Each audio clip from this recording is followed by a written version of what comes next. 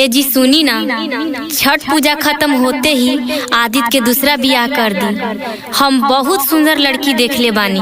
अरे दिमाग खराब हो गइल बा का हो तोहार? ये आदित्य के मेहरारू के रहते हुए तू ओकरा के दूसर बियाह करे के बात करत हो हैं? पापा जी, ई बांझिन के भरोसे रहल जाई ना तब बबुआ जी कबो वंश के मुंह ना देखी हन। एकदम पागले हो गइल बाड़ू दोनों। और रहल बात वंश के, तो छठी मैया चाहिए ना, तो हमारा आदित्य के वंश जरूर दी है, बुझलू?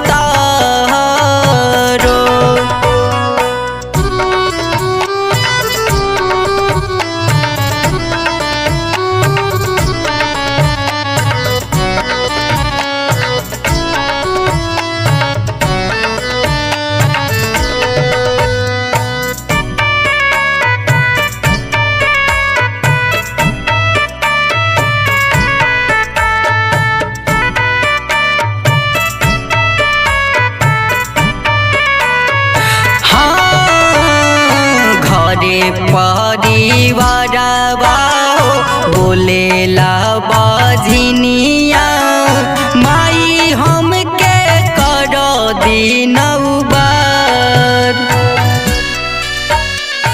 ई गोलल न बिना हो अधूरा बाजिनी गिया, छठी मैया सुन ली पुकार।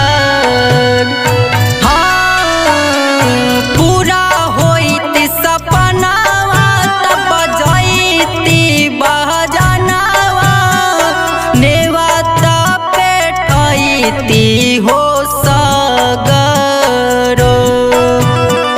मंझली गोतिनिया करतिया परबिया, हमहू करती परब तारो। मंझली गोतिनिया करतिया परबिया, हमहू परब तारो।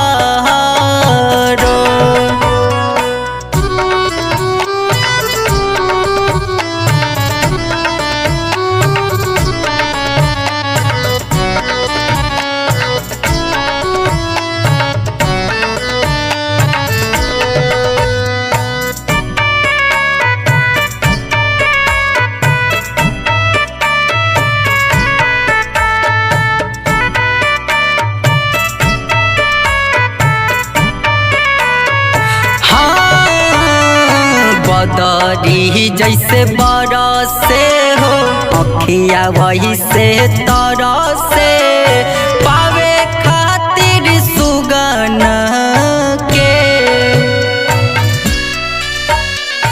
कहिया वो दिन आई हो, केहू बोली